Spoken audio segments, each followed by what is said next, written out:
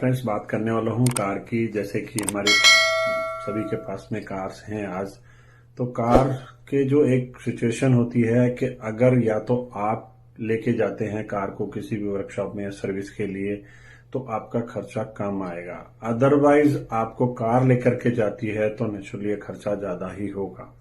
तो हमें car repair कराने से पहले क्या क्या चीजों का थोड़ा सा ध्यान रखने वाली बात है कि अगर हम जा रहे हैं किसी भी मैकेनिक के पास में या किसी के पास में भी गाड़ी को अपनी को हैंड ओवर कर रहे हैं, तो हैंड ओवर करने से पहले हमें कुछ ना कुछ उस मैकेनिक के बारे में पता लगा लें आपको कि उसको क्या आता है और क्या नहीं आता। हम करते क्या है मोस्टली कि पूछा कि मान लीजिए कोई सर्विस के लिए आया कि आपके क्या चार्जेस है, उसने बता दिया जी 500 रुपीज है, और हम वहां से गए कि नहीं यार आपका रेट ज्यादा है, तो हम करते क्या है दूसरे को ढूंढते हैं।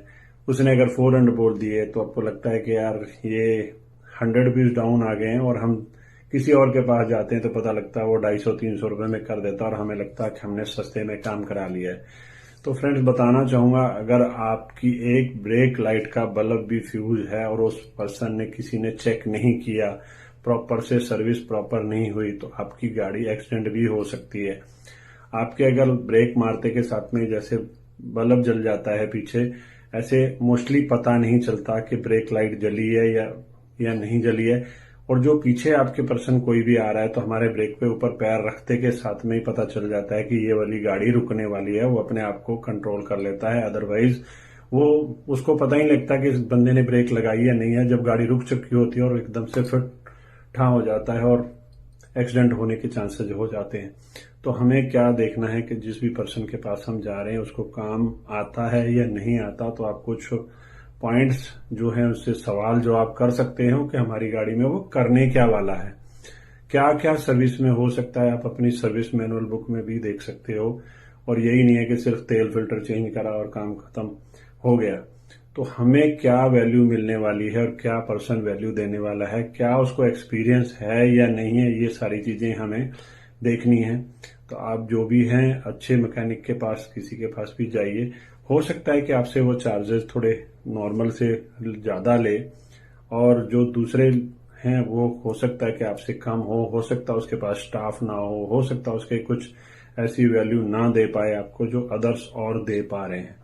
तो आप कंपैरिजन करिए, आफ्टर देन आप जिसको भी किसी को भी गाड़ी देना चाहते हैं फिर उसके बाद डिसाइड करके आप खुद सभी समझदार हैं। और कोई भी अगर गाड़ी ड्राइव कर रहा होता है तो गाड़ी ड्राइव करते हुए कम से कम वो 50% मैकेनिक बन चुका होता है। बाई हैंड नहीं कर पाता, वो एक्सपीरियंस नहीं होता उसके पास में, बट उस चीज के लिए वो बता सकता है। वो जैसे डॉक्टर के पास भी हम जा करके बोलते हैं कि जी हमें ये चैलेंज आ रहा है, स्टमक में पेन में, शोल्डर में है या कुछ फीवर है, तभी बताते हैं, तभी डॉक्टर्स भी दवाई देते हैं। तो हमें भी जो मैकेनिक्स हैं उनको भी जाकर के बताते हैं जी हाँ इस वाले व्हील से हमें मेरे को साउंड सुनाई दे रहा है, तभी वो मैकेनिक आगे काम करना शुरू करता है और उस ड्राइव करके या टेस्ट लेकर के उसका एक पता चलता है कि हाँ ये यहाँ से आवाज आ रही है, और उसको एक्सपीरियंस होता है कि ये डिस्पैड खत्म है या उसका साउंड है ब्रेक का है या शॉकर का है या सस्पेंशन का है। तो ये सारी चीजें हमें पता होनी चाहिए।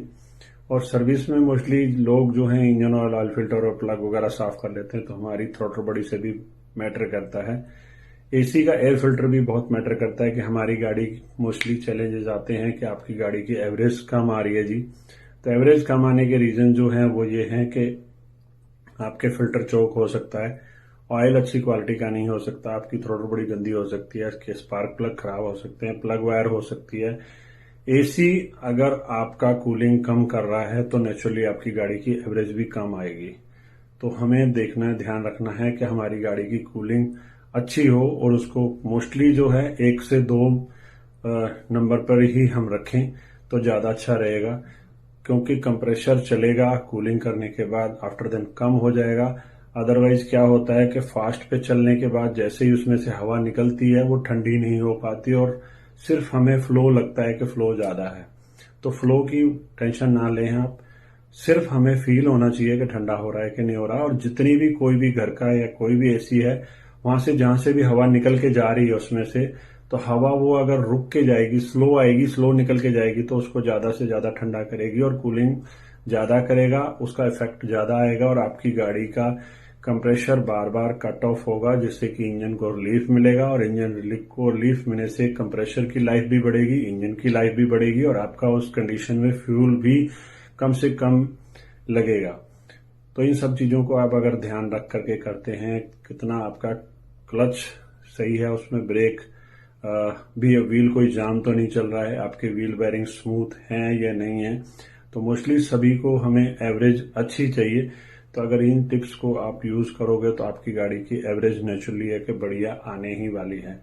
तो आप अपनी गाड़ी को देखें कि किसी भी परफेक्ट बंदे के पास जाने से पहले, और जिनके पास में टूल्स हैं अच्छे हैं, तो टूल्स भी देखिए कि क्या क्या वो यूज कर रहे हैं, क्या नहीं कर रहे हैं। तो आप गाड़ी की स्कैनिंग करा करके भी पता लगा सकते हैं कि उसके मैप सेंसर की वैल्यू या फ्यूल की रेशो क्या आ रही है, और हमें कहाँ कहाँ क्या काम करना पड़ता है। मोस्टली हम जनरली देखते हैं गाड़ी जब मॉर्निंग में सुबह हम जब स्टार्ट ही करते हैं फर्स्ट टाइम, तो आप 1-2 मिनट गाड़ी को स्टार्ट करने के बाद छोड़ दें और उसके बाद गाड़ी को चलाएं, और आप एग्जॉस्ट के पास जाकर के पीछे देख सकते हैं जहां से हमारा एग्जॉस्ट निकलता है, कि अगर आपके हाथ उसमें मॉइस्चर आ रहा है अगर पीछे एग्जॉस्ट से, और आपके हाथ गीले हो रहे हैं, आप फील कर रहे हो कि ये गीला है, तो आप समझ लीजिए आपकी गाड़ी की एवरेज सही है, कहीं और कुछ चैलेंज आ रहा है जिसकी वजह से हमारी एवरेज कम आ रही है। और इससे दूसरा, आप स्पार्क प्लग खोल करके भी, कोई भी एक प्लग को खोल करके भी देख सकते हैं।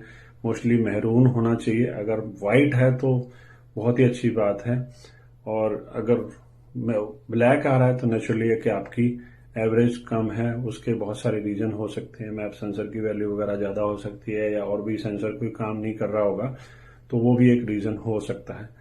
तो आप इन टिप्स को देखेंगे, करेंगे, तो हमें सबसे पहले तो गाड़ी को ठीक करने के लिए ये जानना जरूरी है कि हमारी जो गाड़ी ठीक कर रहा है वो कितना एक्सपर्ट है या नहीं है। तो अगर आप चाहते हैं कि कोई अच्छे मैकेनिक के पास जाना या कोई एडवाइस लेना चाहते हैं, तो आप गुरु हरकिशन मोटर हरविंदर सिंह से कांटेक्ट कर सकते हैं, या मेरी टीम से कांटेक्ट कर सकते हैं। तो आगे कुछ भी अगर किसी को नीड पड़ती है किसी भी टॉपिक के लिए, तो आप कांटेक्ट कर सकते हैं नीचे दिए गए हुए नंबर पर। एक चीज और बताना चाहूंगा, जैसे कि हम पानी के बारे में ऑलरेडी मैं बता ही चुका हूं कि पानी में से गाड़ी निकालते हैं तो उसका जो गाड़ी गर्म है तो वहां से नहीं निकलना है हमें। और अगर बाई चांस आपको बहुत मजबूरी भी है तो थोड़ा सा धीरे धीरे करके उसके अंदर जाएं, ताकि वो इंजन धीरे से ठंडा हो पाए और उसको कुछ चैलेंज ना आए। और दूसरी बात, जब आप वहां से निकल रहे होते हैं पानी में से, आपके टायर आधे तक पानी आ जाता है और आपकी गाड़ी को पानी में से जैसे अपने बाहर निकाल दिया, और आफ्टर देन आपकी गाड़ी की ब्रेक नहीं लगेंगी। और उस कंडीशन में आपको करना क्या है कि आप 8-10 बार ब्रेक को, पैडल को दबाएं छोड़ें। और या अगर आप हल्का सा ब्रेक के ऊपर पैर रख के और एक्सीलरेटर के ऊपर चला सकते हैं तो बहुत ही अच्छा रहेगा, क्योंकि उस पे दोनों चीजों में घर्षण होगा, और घर्षण होने से वहां पे पानी सूख जाएगा। पानी सूखने से आपकी गाड़ी की ब्रेक अच्छी हो जाएगी। मोस्टली ऐसे केसेस मेरे पास आए हैं कि पानी में से निकाली गाड़ी और उसके बाद कहते हैं जी ब्रेक ही नहीं लगी। तो ब्रेक कहाँ से लगेगी, जो वो चीज गीली हो चुकी होगी तो वो नहीं लगती। और दूसरी गाड़ी वाला अगर मान लो उसकी ब्रेक सही है या काम कर रही है तो गाड़ी हिट हो जाती है, उसने एकदम से रोक ली और दूसरे वाले ने रोक ही नहीं पाया क्योंकि ब्रेक लगी नहीं। तो हमें करना क्या है कि ब्रेक के ऊपर पैर रख के थोड़ा सा दबा दबा के उसको 8-10 बार चला लेंगे, थोड़ा सा 100-200 मीटर में, तो आपकी ब्रेक जो है ठीक हो जाएगी। तो इस चीज को भी अगर आप ध्यान रखेंगे तो आपको आने वाले बारिशों में ये चैलेंज नहीं आएगा, या पानी में से निकलते हैं तो ये चैलेंज नहीं आएगा आपको।